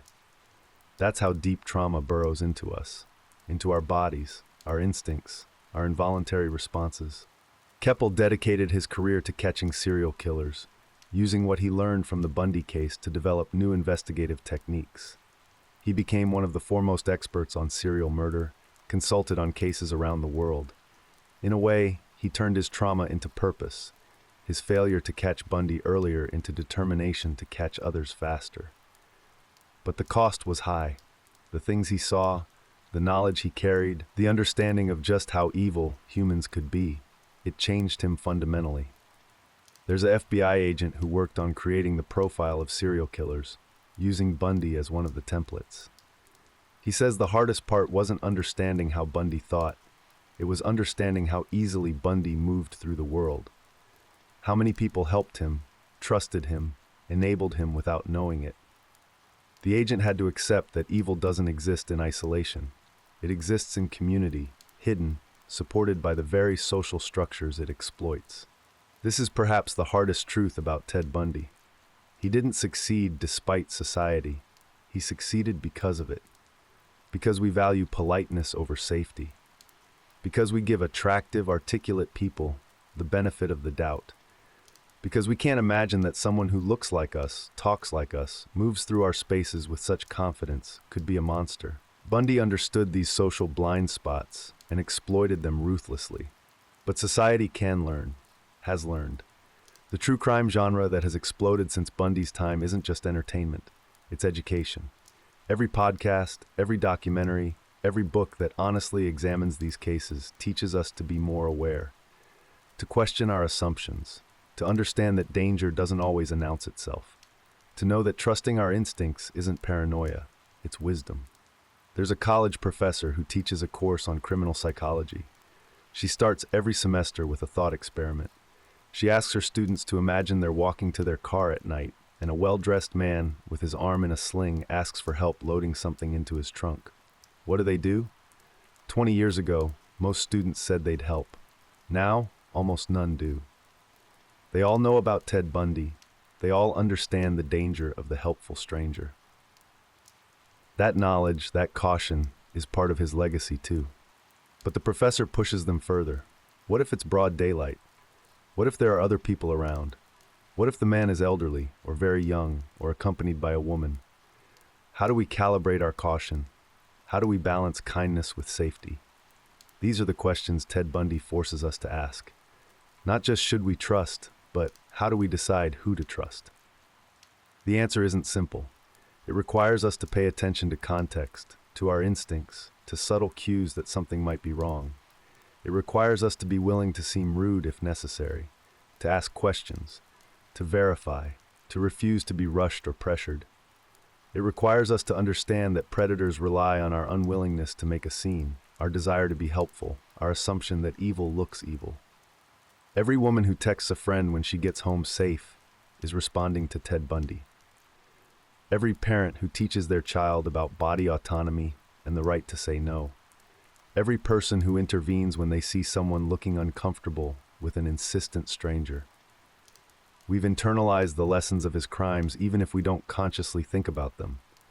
We've become a more vigilant society, and while that's sad in some ways, it's necessary.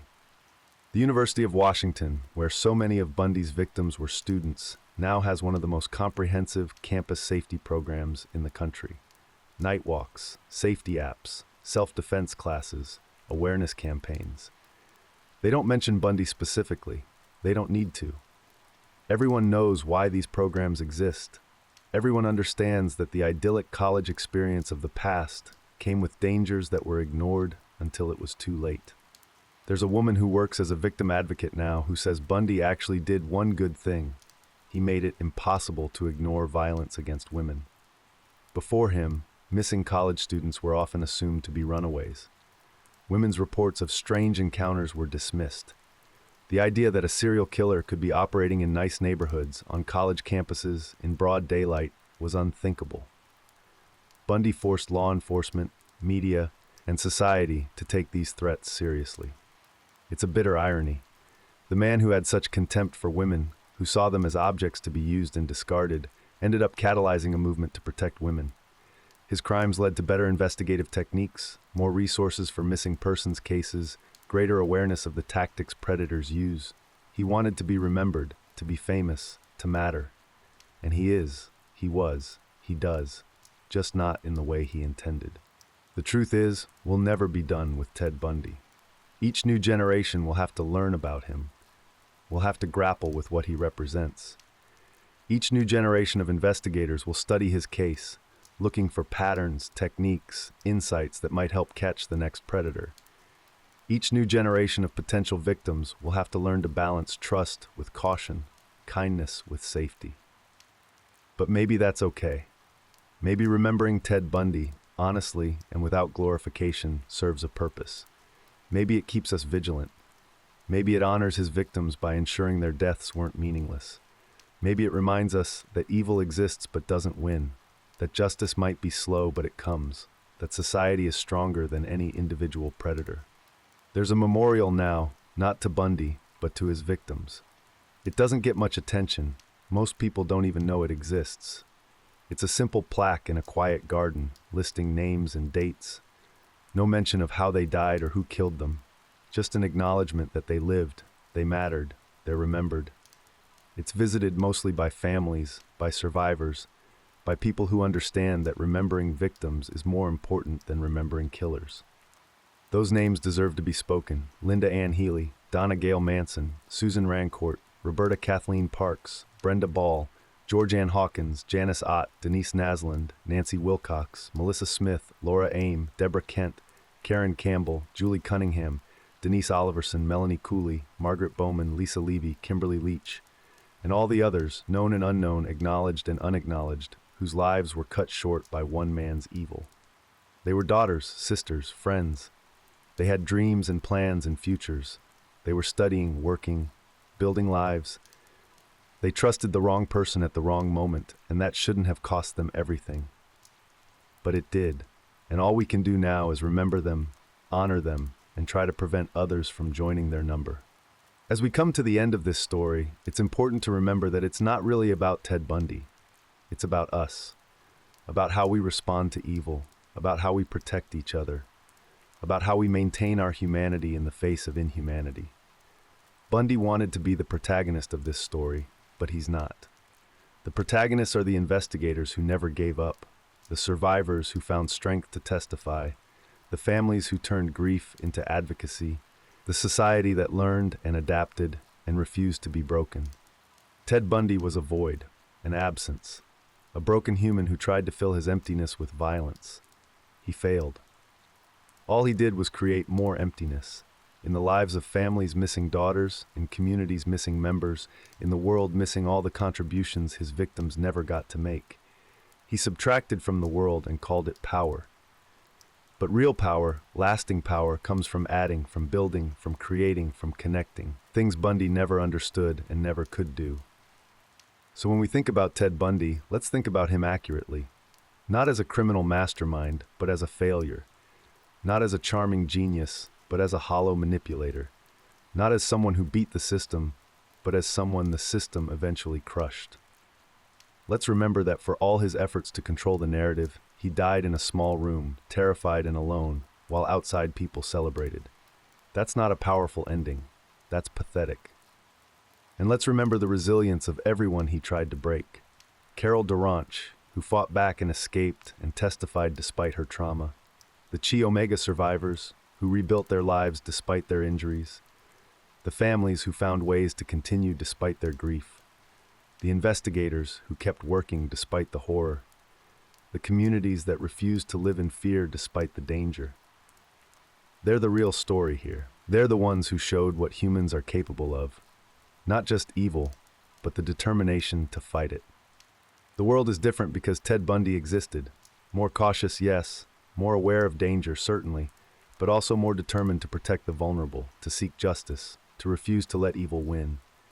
Every safety measure, every investigation technique, every moment of awareness that prevents a crime is a small victory over what he represented. He wanted to matter, to leave a mark. He did, but the mark is a warning, not a monument. A lesson, not a legacy. In quiet moments, when you're walking to your car and you check your surroundings, when you teach your child about safety, when you trust your instincts about someone who seems off, you're responding to the lesson of Ted Bundy. Not with fear, but with wisdom. Not with paranoia, but with awareness. You're saying that you understand evil exists, but you won't let it control your life. You'll be careful, but you'll still trust. You'll be aware, but you'll still connect. You'll know about the darkness, but you'll still choose the light. That's how we defeat the Ted Bundys of the world. Not just by catching them, though that's important. Not just by executing them, though some believe that's necessary. But by refusing to let them poison everything good about human nature. By continuing to help strangers even while being careful. By continuing to trust even while being aware. By continuing to build the kind of society where empathy and connection matter more than manipulation and control. The story of Ted Bundy is a dark one. It's full of pain and loss and betrayal and horror, but it's also a story of courage and resilience and justice and growth. It's a story that reminds us evil is real, but it doesn't win. It might cause tremendous damage, unforgivable harm, unbearable loss, but in the end, it's always outnumbered by good, by the people who investigate, who prosecute, who protect, who survive, who remember, who learn, who refuse to give up. So yes, remember Ted Bundy. Remember him as a warning. Remember him as a lesson. Remember him as an example of what happens when empathy is absent and manipulation takes its place. But don't glorify him. Don't make him larger than life. Don't give him the importance he craved. He was a broken, empty man who caused tremendous pain and then died in a small room while the world moved on. That's all he was. That's all he deserves to be. And remember his victims. Remember them as people, not statistics. Remember their dreams and ambitions. Remember the lives they should have lived. Remember the contributions they should have made. Remember the families and friends who still miss them every single day. Remember that each name on the list was a universe of possibility that was destroyed. Remember that the true tragedy isn't that Ted Bundy existed, but that his existence cost us theirs. As we near the end of this long, dark story, think about this. Ted Bundy spent his entire life trying to control others, to manipulate them, use them, ultimately destroy them. But here, decades after his death, what remains? Not his control, not his power, not even his story, not really. What remains are the lessons learned, the changes made, the awareness gained. What remains is our determination to protect each other, to seek justice, to refuse to let evil win. Every time someone escapes a dangerous situation because they remembered the warning signs, Ted Bundy loses a little more. Every time an investigator uses techniques developed from his case to catch another predator, he becomes less unique, less special. Every time his story is told honestly, showing him not as a dark genius, but as a pathetic, empty creature, his mythology shrinks. He wanted to be remembered forever. He is, but not the way he wanted. He's remembered as a cautionary tale, a warning, a reminder to be careful. That's his eternity, being useful only as an example of what to watch out for. There's one more thing to consider as this story winds down. Ted Bundy believed he was superior to everyone else, that his ability to manipulate, to feel nothing, to use others, made him special. But he was wrong. His emptiness wasn't strength, it was disability. His lack of empathy wasn't evolution, it was deficiency. He was less than human, not more. He was broken, not elevated. And in the end, the very society he held in contempt, full of the weak, people who felt empathy and connection, was strong enough to stop him, judge him, and eliminate him. The night is getting quiet now. The story is almost told. Ted Bundy has been dead for more than 30 years, but his shadow still falls across our culture, our awareness, our caution. That shadow will fade with time, as all shadows do. Eventually, he'll be just another historical footnote, another warning from the past. But the lessons learned from his crimes, the changes made because of them, the awareness gained, those will remain. They'll become part of our cultural DNA, passed down through generations, keeping people safer without them even knowing why. And that's the final irony. Ted Bundy wanted to be immortal, to matter forever. But instead of being remembered as Ted Bundy, he'll eventually just be remembered as the reason we're careful. The reason we teach our children about safety. The reason we trust our instincts. The reason we know that evil can smile. Think about the people you trust, the ones you love, the connections that make life worth living. Ted Bundy could never have those things, not really. He could perform them, mimic them, use them as tools, but he could never feel them. He lived his entire life on the outside of human connection, looking in, imitating what he saw, but never understanding what it meant. That's not powerful, that's pitiful. That's not winning. That's the ultimate loss. So as this story ends, as you prepare to return to sleep or go about your day, carry with you not fear but wisdom, not paranoia but awareness, not the darkness Ted Bundy represented, but the light of all the people who stood against him. Remember that evil exists, yes, but it's outnumbered. That predators hunt, yes, but communities protect. That some people are broken beyond repair, yes, but most people are good, decent, trying their best. The world Ted Bundy terrorized in the 1970s doesn't exist anymore. Not because evil has disappeared, it hasn't. But because we've learned, we've adapted, we've built better systems, developed better awareness, created better protections. A Ted Bundy starting today would be caught faster, stopped sooner. Technology, communication, awareness, all have evolved. We're not perfectly safe. We never will be. But we're safer. We're smarter. We're more prepared. And perhaps most importantly, we talk about these things now. Violence against women isn't dismissed or ignored. Missing persons are taken seriously. Strange encounters are reported and investigated. The silence that predators like Bundy relied on has been broken. The shadows they hid in have been illuminated. The trust they exploited has been tempered with wisdom. This doesn't mean we've lost our humanity. We still help strangers, just more carefully. We still trust people, just more thoughtfully. We still believe in good, we just also acknowledge evil. We've found a balance between the naivety that Bundy exploited and the paranoia that would destroy society. It's not a perfect balance. Nothing ever is. But it's better than what came before. As you drift off to sleep tonight, or go about your day tomorrow, you'll probably forget most of this story. The details will fade. The names will blur. But something will remain. A little voice that says, be careful. An instinct that says something's wrong. A wisdom that says, trust but verify. That voice, that instinct, that wisdom, they're the legacy of all the Ted Bundys throughout history. Not what they wanted to leave behind, but what we took from them. Not fear, but awareness, not trauma, but growth. The man everyone trusted. The charm of evil that slept beside us. Ted Bundy was both of these things and neither. He was trusted because he worked to be trusted. He was charming because he practiced charm. But underneath, he was nothing. An empty vessel that could only take, never give. A broken machine that could only destroy, never create. A failed human who mistook manipulation for power and murder for meaning. In the end, Ted Bundy's story isn't really about him at all. It's about Linda Ann Healy's dedication to psychology, Donna Gale Manson's musical talent, Susan Rancourt's love of biology, George Ann Hawkins' gift for languages, Denise Naslin's pioneering spirit in computer science, Janice Ott's work in probation, Margaret Bowman's passion for art history, Lisa Levy's eye for fashion, Kimberly Leach's 12-year-old dreams, all the lives and gifts and possibilities that were stolen. It's about Carol Durant's courage, Kathy Kleiner's resilience, Karen Chandler's strength, the investigators who never gave up, the prosecutors who saw justice done, the families who survived unimaginable loss, the communities that refused to be terrorized, the society that learned and adapted, the ongoing fight between those who would destroy and those who would protect. Evil is real.